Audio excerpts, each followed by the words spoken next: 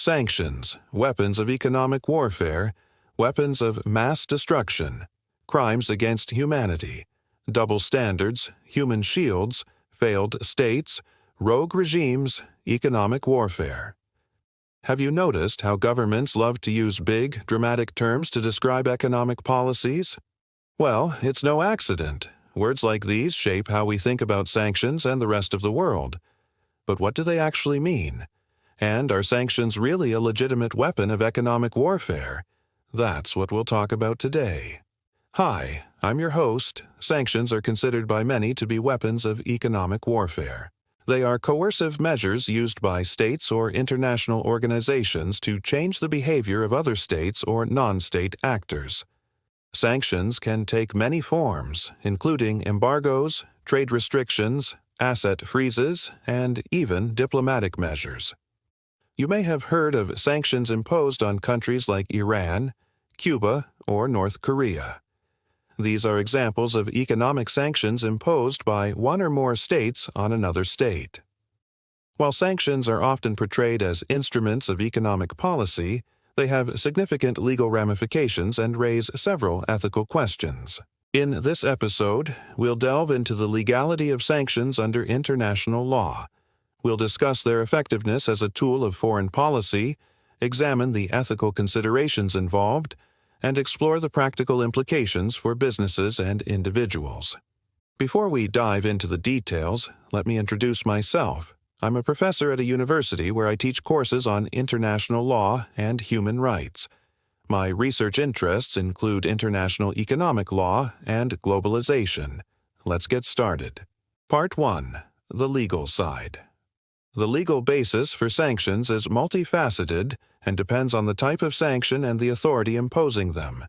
There are different types of sanctions, and each has its own legal basis. First, we have UN Security Council sanctions.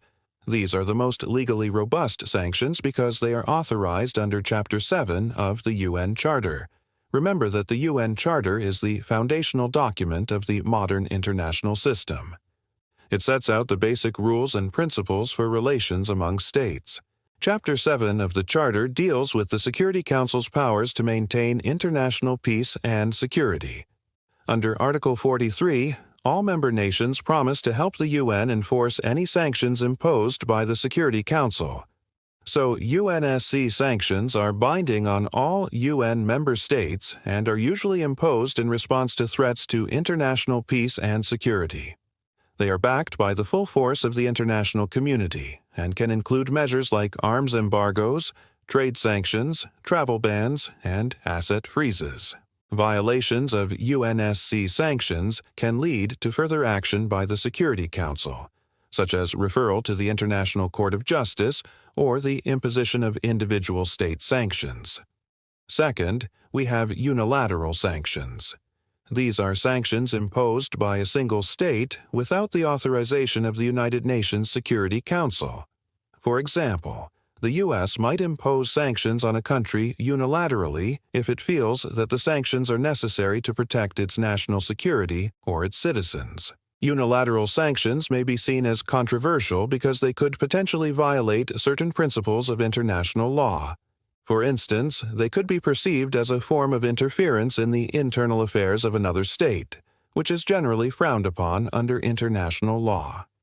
Additionally, they may be seen as a form of using force, which is prohibited except in self-defense or in cases where the UNSC has authorized the use of force. However, some argue that unilateral sanctions are legal under customary international law, which recognizes a state's inherent right to protect its own security and that of its citizens. The legality of unilateral sanctions is often debated and can be complex. And then we have regional sanctions. These are sanctions imposed by regional organizations like the European Union, the African Union, or NATO. The legal basis for regional sanctions typically stems from the founding treaties of these organizations and their ability to act within the mandates assigned to them in those treaties. For example, the EU's legal basis for imposing sanctions comes from the Treaty on European Union and the Treaty on the Functioning of the European Union. Regional sanctions are usually imposed to further the common goals and interests of the member states. They are commonly used in areas such as trade disputes, human rights violations, or regional conflicts. The enforcement of regional sanctions generally relies on the political commitment and cooperation of the member states to implement the sanctions regime. Next, we have secondary sanctions. These are sanctions imposed on third parties that conduct business with a sanctioned entity. For example, if country A sanctions country B, country A might also impose sanctions on companies in country C that continue to trade with country B despite the sanctions. Secondary sanctions are a way to increase the pressure on the target state by limiting its access to international markets and financial systems. However, the legality of secondary sanctions is often challenged, especially when they extend beyond the jurisdiction of the imposing state. Critics argue that secondary sanctions can violate international law principles such as non-interference in the internal affairs of other states and the prohibition on the extraterritorial application of domestic laws. To understand the legality of sanctions, it's essential to look at how they fit into the broader framework of international law. One key principle is that of state sovereignty.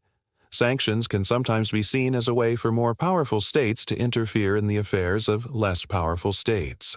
However, the concept of sovereignty is not absolute. States can and do sometimes limit each other's behavior through agreements and treaties. For example, states agree to impose economic sanctions on countries that violate human rights or commit war crimes. In these cases, sanctions are a way of enforcing the rules of the international community. Another relevant principle is that of proportionality. Sanctions should be proportionate to the offense or the problem that they are meant to address. If a small trade embargo helps to resolve a dispute between two countries, it would be disproportionate to impose a complete trade embargo that hurts innocent civilians. Finally, there is the principle of due process. This means that countries should follow fair procedures before imposing sanctions. They should give other countries a chance to respond to their concerns and only impose sanctions after other options have been exhausted. In summary, the legality of sanctions can be quite complicated and fact-specific. Different types of sanctions have different legal bases, ranging from UN Security Council resolutions to unilateral actions by a single state. The key is for states to act in accordance with international law principles such as state sovereignty, proportionality, and due process. Part 2. The Science of Sanctions. Evaluating the effectiveness of sanctions is a challenging task that involves considering a range of factors. It's not just a black-and-white issue of whether or not sanctions work. Instead, it's a nuanced and complex process that requires careful analysis. One approach to evaluating the effectiveness of sanctions is to break it down into several key components. First, we have target selection. The target selection is crucial in determining the effectiveness of sanctions. Broad-based sanctions that target an entire country or population can be counterproductive and lead to unintended consequences such as hurting innocent civilians. By contrast, targeted sanctions that focus on specific individuals or entities with significant influence within the target country can be more effective in bringing about the desired change in behavior. For example, sanctions that target key members of a country's ruling elite or specific government agencies responsible for human rights violations can be more successful than broad-based economic sanctions. The next component is sanction design. The type of sanctions imposed can also affect their effectiveness. There are various types of sanctions, including trade restrictions, asset freezes, travel bans, and diplomatic measures. Each type has its own set of implications and effectiveness. For example, targeted financial sanctions may be more effective than broad-based trade embargoes in achieving the desired outcome while causing less harm to the general population. Another important factor is enforcement mechanisms. No matter how well designed a sanctions regime is, it will be ineffective if not properly enforced. Robust monitoring systems, international cooperation, and effective mechanisms for detecting and punishing violations are all essential for successful sanctions. Weak enforcement can undermine the effectiveness of sanctions and allow countries or individuals subject to the sanctions to find ways to circumvent them. Political context matters.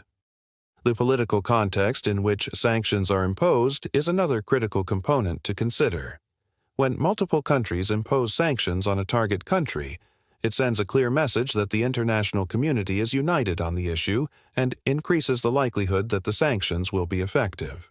However, if the sanctions are imposed by a single country, they are likely to be less effective and may be seen as politically motivated. Additionally, the vulnerability of the target country to economic pressure is a key factor in determining the effectiveness of sanctions. Countries with diversified economies and strong internal resources are less susceptible to economic pressure than countries with limited economic resources and dependence on trade. Overall, evaluating the effectiveness of sanctions is a complex process that involves considering various factors, including target selection, sanction design, enforcement mechanisms, political context, and economic resilience. By carefully analyzing these factors, policymakers can develop more effective sanctions regimes that achieve their desired outcomes while minimizing negative consequences. Part 3. Ethics of Sanctions. Sanctions raise several ethical concerns that need to be carefully considered. One of the most significant ethical concerns is the potential for sanctions to cause humanitarian harm. Broad-based sanctions can have devastating consequences for civilian populations, leading to food shortages, disruptions in medical supplies, and increased poverty rates. For example, sanctions imposed on countries like Cuba, Iran, or Venezuela have raised concerns about their impact on ordinary citizens. It's important to weigh the potential humanitarian cost of sanctions against their intended benefits to ensure that the ends justify the means. Another ethical consideration is proportionality. Sanctions should be proportionate to the severity of the situation that they aim to address. Overly harsh sanctions can be counterproductive and lead to resentment and instability, which can ultimately undermine the goals of the sanctions. Discrimination is another important ethical concern. Sanctions should not discriminate against particular groups or individuals based on characteristics such as ethnicity, religion, or gender. Discriminatory sanctions can contribute to the marginalization and suffering of already vulnerable populations. Finally, transparency and accountability are crucial for ethical sanctions regimes. Clear criteria for imposing and lifting sanctions should be established, and there should be a mechanism for addressing grievances and providing redress to those harmed by the sanctions. In conclusion, sanctions are undoubtedly a powerful tool of economic warfare, but they come with significant legal, scientific, and ethical challenges. It's essential to analyze the various aspects of sanctions to ensure their effectiveness, legality, and ethical soundness. As we navigate the complexities of global politics and seek peaceful solutions to international conflicts, striking a balance between security, justice, and human rights remains an ongoing challenge. We hope this video has shed some light on this important topic and encouraged you to engage in thoughtful discussions about the role of sanctions in international relations. Thank you for joining us today.